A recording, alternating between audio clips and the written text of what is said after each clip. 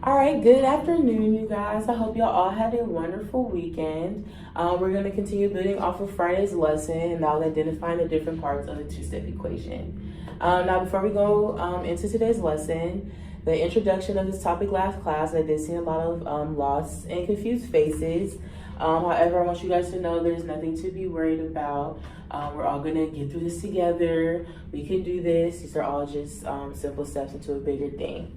With that being said, that gave me inspiration to what our chant for the day is going to be, and that's called Just Keep Swimming. And so the reason behind that is because I did see how some of you guys were worried. So we would say this chant whenever we feel like we are challenged and we are trying to overcome anything in this topic today. With that being said, we are going to go over a few practice problems before we break into our groups and then do our problem sets in our workbook. Just for a little review, can anybody tell me what we learned in our last class about identifying the parts of the equation? Sasha. The inverse of the order of operations and finding the variable. Perfect. That was spot on, Sasha. She's completely right. We are looking for the inverse order operations and then finding the variable. Just a little bit of a reminder before we go into the practice problems. As you guys know, the order of operations is PEMDAS and the inverse is the opposite. So in this case, instead of going from parentheses all the way down to addition, subtraction, we are now instead going to go from addition, subtraction, multiplication, division, and up. With solving a two-step equation, we are only going to use the two steps of first addition, subtraction, and then multiplication and division. So for our first practice problem, we have 2x plus 2 equals 8. Now, as we said, our first step is identifying the plus or minus symbol in the equation. And so as we first have here is we see the plus sign. So the opposite or the inverse of the plus sign would be a minus sign. So we're going to subtract 2 from both sides. We're going to bring down the 2x. The reason we don't subtract 2 from this is because we're trying to identify the variable, which is the x, which would be in the second step. And also there is an x between the number next to the numbers 2 and 8. So we will know that we don't touch that. So we have 2 minus 2, which is 0. So that cancels out.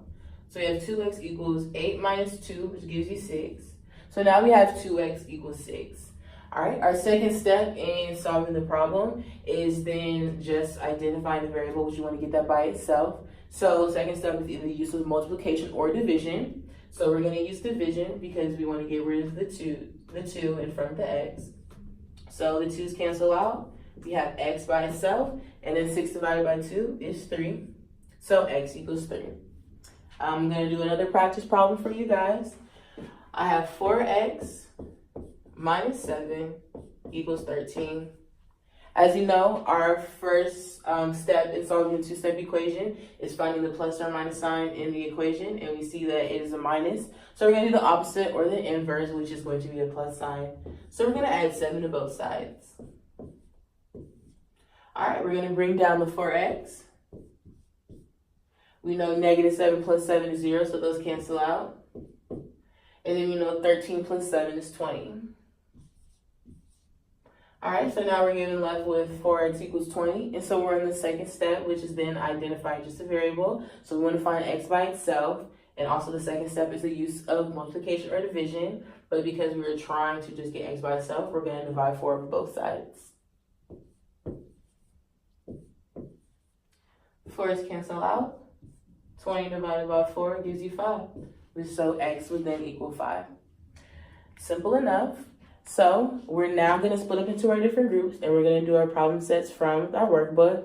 Table 1, we're going to do problems 1 through 5. Table 2, we're going to do problems 6 through 10. And table 3, we're going to do problems 11 through 5. I'm going to give you guys around 7 to 10 minutes to do these problems. I'm going to float around the room to see if anybody needs any assistance. If you guys are struggling, I would like to hear you guys do the chant, Just Keep Swimming. And we're all going to come back to the board and go through the problems together to then share our answers. Oh, I did that.